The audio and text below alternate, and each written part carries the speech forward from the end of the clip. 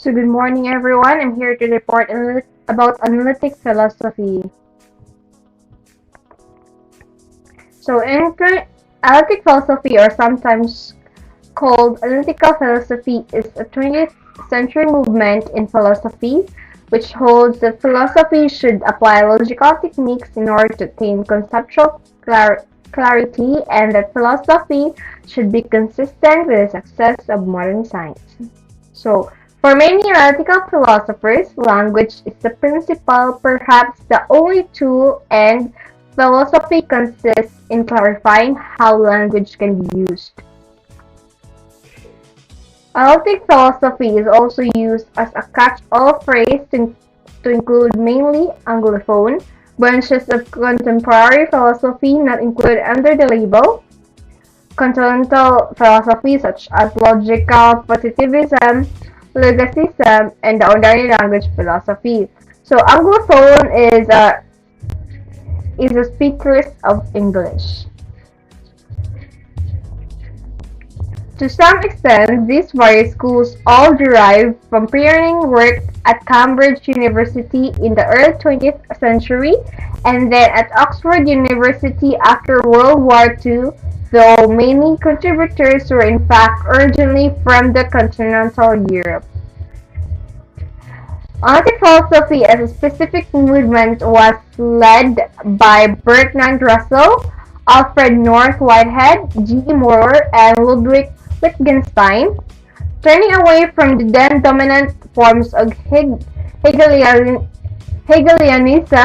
particularly the objecting to its idealism and its all lost deliberate obscurity. They began to develop a new sort of conceptual analysis, based on new developments in logic and succeeded in making substantial contributions to philosophical logic over first half of the 20th century.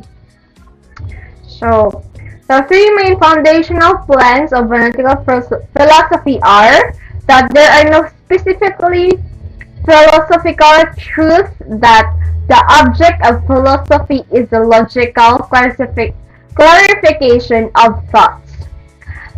Second is that the logical clarification of thoughts can be achieved by analysis of the logical form of philosophical proposition, such as by using the formal grammar and symbolism of a logical system.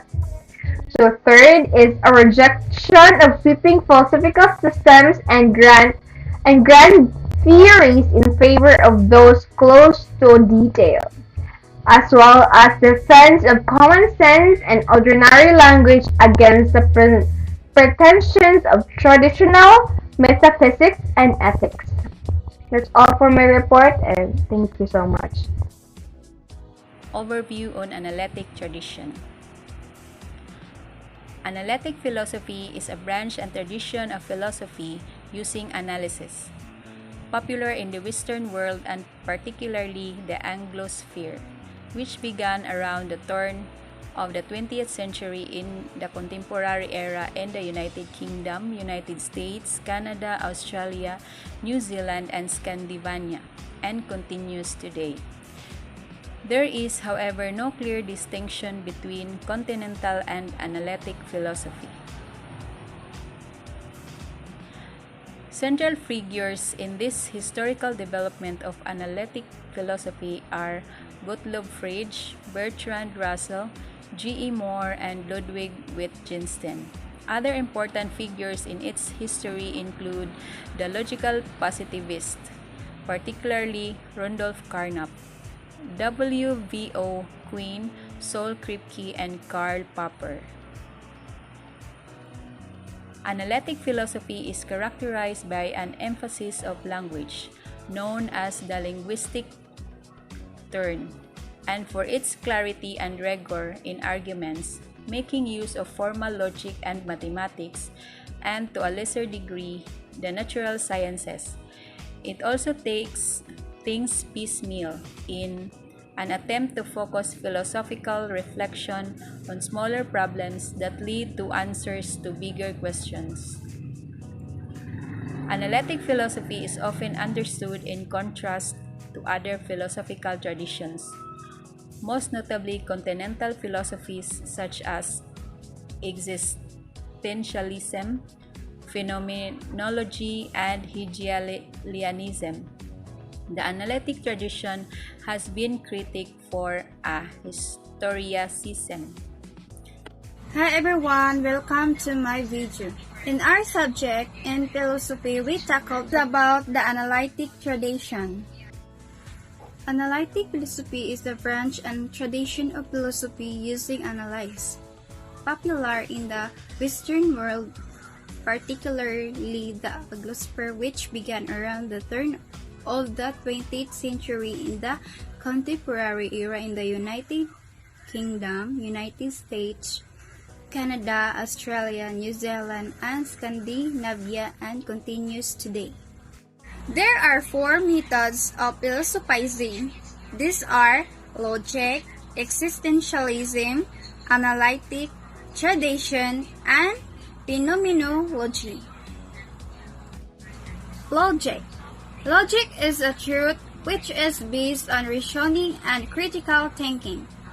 It is the analysis and construction agreements and serve as the path to freedom from half-truths and deception. For existentialism, it is philosophy that emphasizes the importance of free individual choice, regardless of the power of other people to influence and coerce in desire, beliefs, and decisions. That is the view that humans define their own meaning in life, try to make rational decisions despite existing in an irrational universe. And the analytic tradition, this is philosophy was founded by Gottlob Frege in the late 9th century. It is said that the philosophy should apply logical techniques to attain conceptual clarity. Analytic philosophy is also called linguistic philosophy, as a related set of approaches to philosophical problems. And this philosophy means the using common experience and ordinary language to analyze the concepts and a language in philosophy. For example, of the philosophy analytic is the Star Trek Mr. Pop. Gene Roddenberry, the creator of the original show, was famous for extensive of interest, philosophy, and religion, and he was probably aware of the development in analytic philosophy during the 1960s when Star Trek was first made.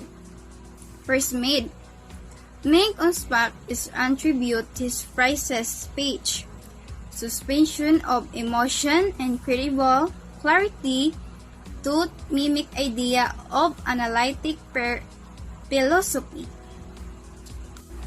And the next is phenomenology is a broad discipline and methods of inquiry philosophy which based on the premises the reality consists objects and events. That is mean phenomena, as they are perceived or understood in the human consciousness and not of anything independent of human consciousness. It is the study structures of consciousness as experienced from the first point of view. And that's all my topic. Thank you for watching. Because analytic philosophers are not preoccupied with the realities of value, obligation, law, and virtue, it is necessary to define the key concepts in their ethical theories. So what are these ethical theories? First, we have the naturalistic fallacy. What is a naturalistic fallacy? It is the fallacy when we derive ethical conclusions from premises that are not ethical, or when we attempt to describe ethical notions with terms that are not ethical. It is the error of describing something as good in terms of natural properties such as pleasant or desirable. It is a logical fallacy that asserts that if something is natural, it must be good.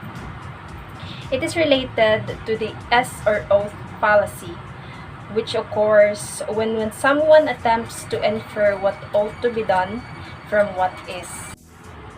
According to Moore, the majority of moralists make the initial mistake of categorizing the good by reducing it to something else, such as pleasure or utility. Moore was convinced that the good needed to be reduced to another value because it is as concretely involved in our experience as any other quality. His claim that the yellow in the tulip and the good of the good deed share the same level of concrete immediacy to the knower is striking. The second ethical theory is emotive language. Emotive language is the second major theme of analytic ethics, and Ayer suggests that ethical language must be distinguished from scientific language use. The term emotive language is a technical term for the use of specific terms with specific argumentative effects. They can, in particular, affect the interlocutor's emotions, leading him or her to accept or favorably view or particular viewpoint or policy.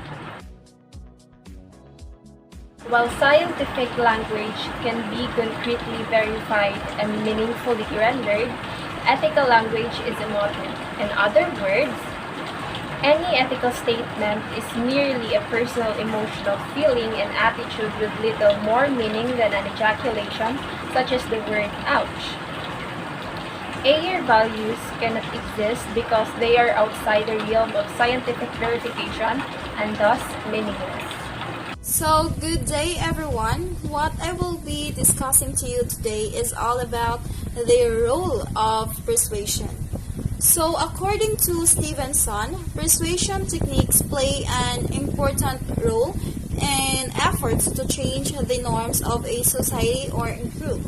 So, at the heart of such reform is the use of what Stevenson calls a convincing definition or an attempt to give new conceptual meaning to a familiar word without fundamentally altering its emotional meaning, its effects, and use for conscious or unconscious alteration. That is towards the interest of the people. So Charles L. Stevenson agrees with Ayer that the ethics claims are unscientific and therefore cannot be publicly verified. Alright, so Stevenson, however, improves upon the theory of emotions by viewing moral imperatives in relation to an individual's attempt to induce an attitude of approval from those who will judge their actions.